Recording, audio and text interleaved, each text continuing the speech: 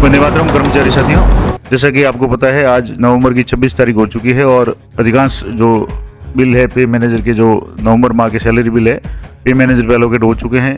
आप भी पे मैनेजर लॉगिन करके चेक कर लें कि आपके बिल एलोकेट हुए हैं नहीं हुए। अगर नहीं हुए तो क्या करना है, और अगर बिल एलोकेट हो गए हैं तो आपको किन किन बातों का ध्यान रखना है, क्योंकि इस बार काफ़ी कुछ चेंज है और आपको चेक करने की आवश्यकता है। तो मैंने कुछ 2-4 दिन पहले एक वीडियो में सारी डिटेल बताई थी कि आपको नवंबर माह की बिल प्रोसेस होने से पहले क्या क्या काम करना है। अगर आपने वो वीडियो देखा होगा तो आपके अधिकांश जो भी समस्या है उनका समाधान हो गया होगा या आगे समस्या नहीं आएगी। लेकिन अगर वो वीडियो नहीं देखा है तो एक बार ज़रूर देखें, और मैं आज आपको दोबारा बताऊँगा कि क्या क्या चीज़ें आपको ध्यान रखनी है। तो जैसे ही आप लॉगिन करेंगे, पे मैनेजर वीडियो लॉगिन करेंगे, तो अगर जैसे होम पेज पे आप क्लिक करेंगे तो जैसे होम पे क्लिक करते ही सीधा आपके यहाँ अगर बिल एलोकेट हो गए तो यहाँ शो हो जाएंगे। अगर मान लो शो नहीं हो रहे हैं तो आपको डरने की जरूरत नहीं है। कई बार क्या होता है कि बिल जब तुरंत एलोकेट होते हैं तब तक तो यहाँ होम पेज पे सीधे ही शो हो जाते हैं लॉगिन करते ही, लेकिन कई बार शो नहीं होते तो आपको ऑथराइजेशन में जाना है। ऑथराइजेशन में जाने के बाद में यहाँ बिल व्यू बिल स्टेटस, इस पर आपको चेक करना है और आपको स्टेटस चेक करना है। जैसे आप यहाँ से मंथ है वो नवंबर चेक कर लें, सेलेक्ट कर लें। उसके बाद में ईयर है 2023 सेलेक्ट कर लें, और उसके बाद में बिल टाइप। अब बिल टाइप में यहाँ से जैसे आपको सैलरी सेलेक्ट करना है, यहाँ से जैसे मैंने सैलरी सेलेक्ट कर लिया, तो यहाँ इस तरीके से आपके सामने सारे बिल है वो शो हो जाएंगे। जैसे यहाँ हमारे जैसे 6 बिल बनते हैं तो 6 के 6 बिल है यहाँ शो हो रहे हैं, और जिसमें बिल नंबर आ गए हैं, बिल नंबर असाइन हो गए हैं, यानी बिल प्रोसेस हो गए हैं, और प्रोसेस पे भी राइट आ रहा है। अब डीडीओ फॉरवर्ड, ट्रेजरी फॉरवर्ड और टीवी नंबर, इन तीनों पे अभी XX यानी क्रॉस का निशान आ रहा है, यानी कि बिल अभी डीडीओ फॉरवर्ड नहीं हुए हैं, ट्रेजरी फॉरवर्ड भी नहीं हुए हैं। अब आपको क्या क्या ध्यान रखना है, कैसे ध्यान रखेंगे, तो एक तो तरीका ये है कि आप जैसे यहाँ बिल प्रोसेसिंग में जाएंगे और यहाँ सैलरी प्रिपरेशन में जाने के बाद में यहाँ सैलरी बिल कन्फर्मेशन में अगर आपके बिल तुरंत एलोकेट हुए हैं तो इसमें शो हो जाएंगे। लेकिन अभी जैसे यहाँ आ रहा है कि नो डाटा फाउंड, अब इसका मतलब हुआ कि बिल जैसे मैंने रात को चेक किए तो बिल प्रोसेस हो चुके थे, उस समय तो यहाँ शो हो रहे थे, लेकिन रात भर में बिल है वो यहाँ से हट गए हैं। अब आपको कैसे चेक करना है कि जो बिल में खास करके जिस आपको बताया कि इस बार जो पिछले अक्टूबर महीने तक का जो डीए था वो आपने एरियर के रूप में दे दिया। अब आपको नवंबर का जो डीए 46% है वो सैलरी से मिलेगा। जो नवंबर का वेतन है जो दिसंबर में होगा उसमें 46% डीए मिलेगा, यानी 4% जो 42 से 4% हुआ था वो आपको कैश मिलना चाहिए। अब वो आप कैसे चेक करेंगे, तो यहाँ आपको रिपोर्ट्स में जाना, और रिपोर्ट्स में जाने के बाद में सैलरी रिपोर्ट्स, यहाँ सैलरी रिपोर्ट्स आप सेलेक्ट करें। उसके बाद में ईयर आ गया 2023, मंथ आ गया नवंबर। उसके बाद में कोई भी एक ग्रुप सेलेक्ट कर लें, जैसे मैंने ये ग्रुप सेलेक्ट कर लिया। अब यहाँ से आपको ग्रुप सेलेक्ट करने के बाद में यहाँ बिल नंबर पे आपको सेलेक्ट करना है। बिल नंबर आप जैसे यहाँ आ जाएंगे, उसके बाद में आपको रिपोर्ट टाइप में जो भी है वो रिपोर्ट टाइप, अब जैसे थोड़ा सा इंटरनेट कनेक्शन है वो कट गया तो मैं आपको दोबारा थोड़ा सा बता देता हूँ। तो जैसे कि मैं आपको बता रहा था, यहाँ से आपको ये बिल नंबर सेलेक्ट कर लेना। उसके बाद में रिपोर्ट टाइप में आप इनर सेलेक्ट कर लें। इनर सेलेक्ट करने के बाद में शो रिपोर्ट पे आप जैसे क्लिक करेंगे तो रिपोर्ट है वो यहाँ PDF ग्रुप में डाउनलोड हो जाएगी। अब जैसे यहाँ रिपोर्ट एक बार डाउनलोड हो जाए, मैं आपको बताता हूँ आपको विशेष रूप से क्या चेक करना है। तो अब जैसे ये रिपोर्ट एक डाउनलोड होगी तो मैं आपको यहाँ पूरा झूम करके आपको बता देता हूँ। अब जैसे यहाँ बेसिक है, ये बेसिक है 59500, यानी 59,500 अगर किसी का बेसिक है तो जो डीए है वो 46% इसका होना चाहिए। तो अब आप कैलकुलेटर से एक बार कैलकुलेट कर लें कि जितना भी बेसिक है उसके अनुसार डीए हो रहा है या नहीं हो रहा है। जैसे यहाँ 59,500 है, उसका जो 46% है वो 27,370 हो रहा है। ये आप जरूर चेक करें, और प्रत्येक जो भी यहाँ बेसिक आपको दे करके प्रत्येक कार्मिक है 57,800 तो उसका डीए 46% कितना होगा, ये कितना है, मान लो 69,000 है तो कितना होगा। एक एक कार्मिक का आप रिपोर्ट डाउनलोड करके ये जरूर चेक कर लें कि डी है वो 46% है या नहीं। अब मैंने पिछली बार बताया था कि किन लोगों का डी है वो 46% नहीं आएगा।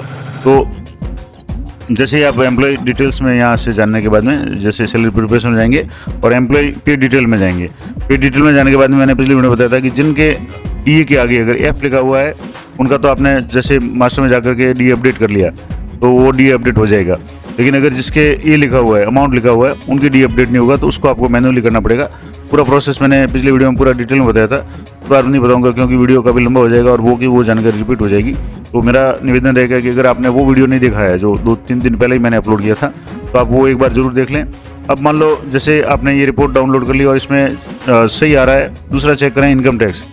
जैसे किसी कार्मिक ने इनकम टैक्स का रिक्वेस्ट भेजा था, आपने एक्सेप्ट किया या नहीं किया, और अभी भी जैसे मान लो कम आ रहा है तो वो भी आप एक बार देख लें। अब मान लो कुछ गलती है, जैसे डीए अपडेट नहीं हुआ है, तो आपको सबसे पहले इस बिल को रिवर्ट करना है।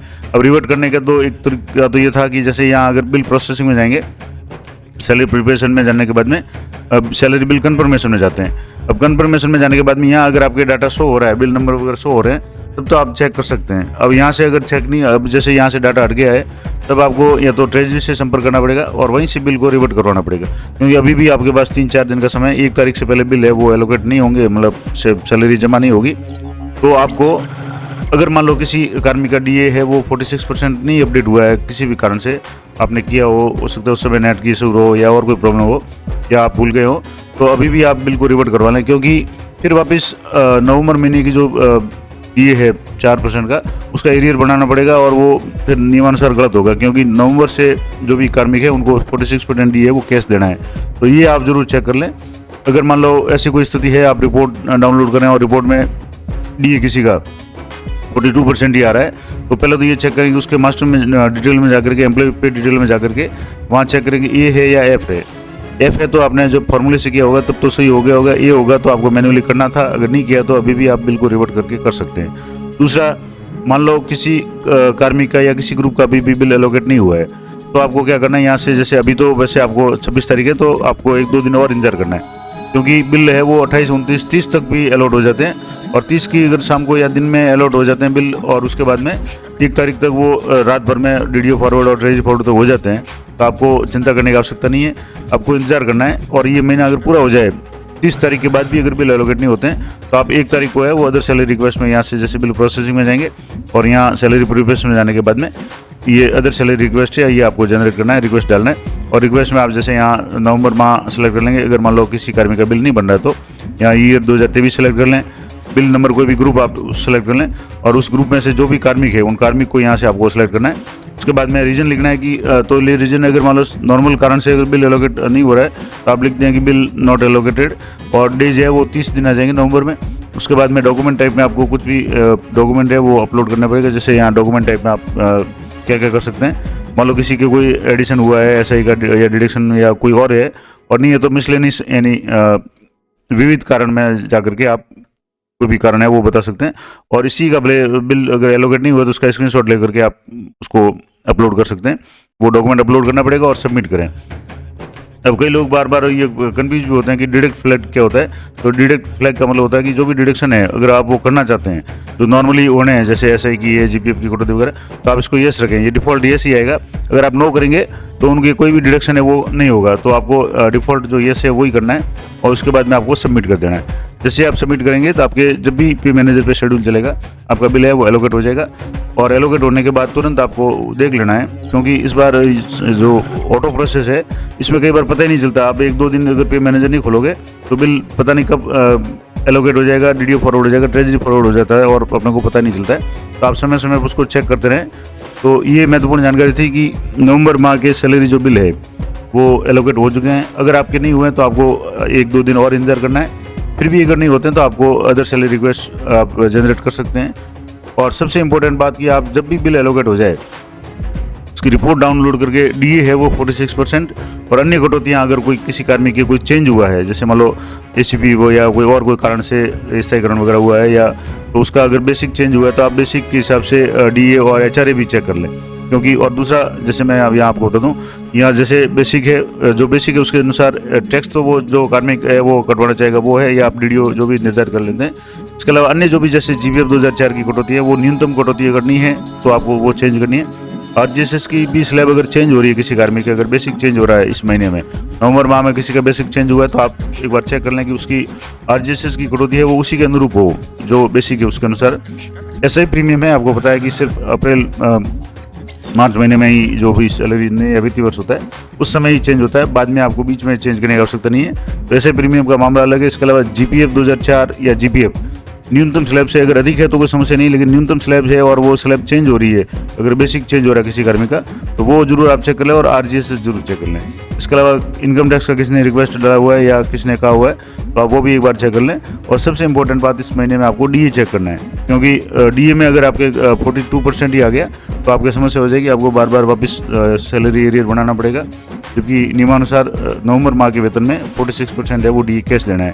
ये सारी चीज़ें आप देख लें, क्योंकि बहुत ही महत्वपूर्ण इस बार जो नवंबर की सैलरी में अपडेट है वो डीए से संबंधित है, तो वो आप जरूर चेक कर लें। और पिछले वीडियो में मैंने पूरा डिटेल में बताया कि आपको किस तरीके से डीए अपडेट करना है, मास्टर में जाकर के आपको डीए किस तरीके से अपडेट करना है, और अगर अपडेट नहीं हो रहा है तो आपको मैनुअली कैसे करना है, क्योंकि मैंने बताया कि उसमें डीए के आगे आपको देखना है कि एफ है या ए है। दोनों में जो भी कंडीशन हो उसके हिसाब से आप एक बार जरूर चेक कर लें।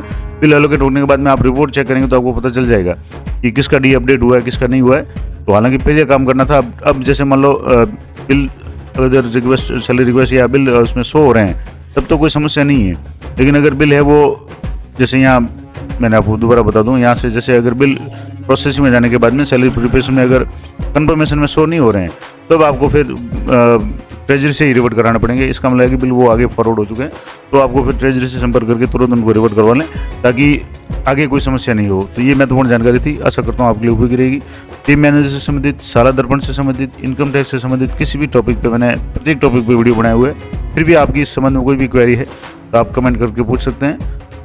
और निवेदन ये रहेगा कि आप चैनल को सब्सक्राइब कर लें ताकि जब भी कोई नया नोटिफिकेशन मिले तुरंत आपको जो भी कोई वीडियो अपलोड हो आपको नोटिफिकेशन मिल जाए।